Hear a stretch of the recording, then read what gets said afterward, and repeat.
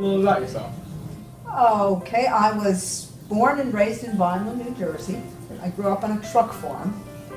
As a child, we moved to Italy for a couple of years because my father was in an international division of Owens, Illinois.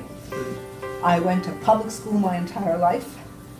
I studied agriculture at Cook College at Rutgers. Then I went to graduate school at University of Kentucky, mostly because of the horses. I worked in the pharmaceutical industry for G.D. Searle in Chicago. And the job before I started teaching was, what was it called? Lab Operation Coordinators at Rutgers for the physiology labs. And then I decided that maybe my mother was right, I should be a teacher. I found a home. What's your typical day like? Oh, there's no typical day. I get up very, very early. I'm up by 3:30 in the morning. I take my dogs out to run, I feed my horse, feed stalls. I'm at school by 6:30. I spend my day teaching and entertaining myself because you guys are very, very entertaining. I go home, I'm back outside, finish up schoolwork. My husband cooks, I clean up the kitchen. And then I fall asleep watching TV.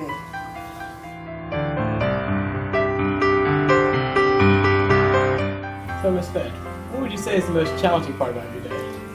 Well, I think the challenges have changed over the years. I think the biggest challenge now is keeping current with the advances in chemistry and biology and keeping up with the technology, because some of it's easy for you, not so easy for me.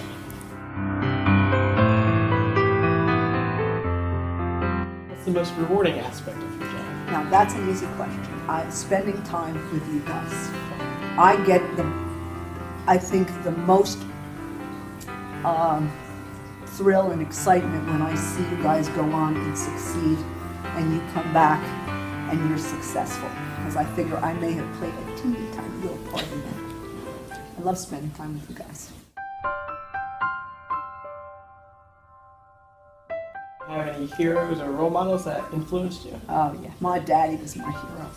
My daddy always told me I could do or be whatever I wanted to be or wanted to do, and he always had faith that I would succeed. Then there's Mr. Spina, who's a role model. I learned a lot about being in the classroom from Mr. Spina, but my daddy's my number one role model.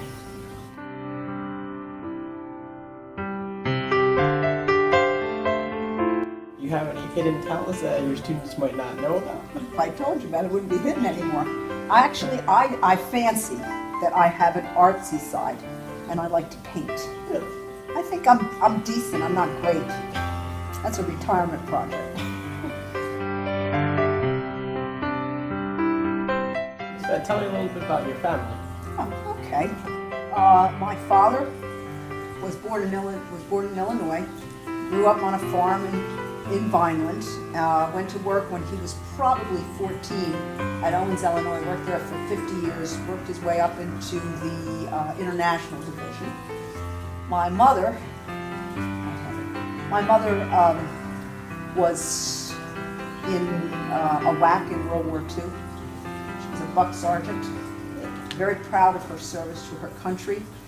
Once she and my father got married, she was a homemaker, not a housewife. You had to be very careful. And she also was a seamstress, and she sewed, I don't know, you know Storybook Land? Yeah. She made all the costumes for all the dolls and all of the people at Storybook Land. She sewed gowns for the singing ambassadors, the chorus in Vineland. She could do the New York crossword puzzle faster than Mr. Carmichael in ink. And she was a tough cook. Loved my mother. I have a brother who is a retired urologist, and my sister-in-law. And other than that, it's just us.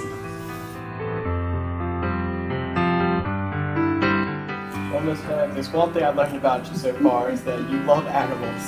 So tell me a little bit about your pets. We currently have 2 Labrador retrievers who are siblings, Coco Chocolat. She thinks she's French, like shoes to chew on. And her brother Jumpin' Jesse James, who is the mellow yellow. They are my buddies. They're my constant companions. My husband says they're glued to me. We have a parade when we go anywhere in the house. And I also have a retired thoroughbred who's been in the backyard for 20 years now. She is, this is probably the hidden fact, she is American Pharaoh's somewhat distant cousin. And she's looking for a companion because her field companion passed away. So,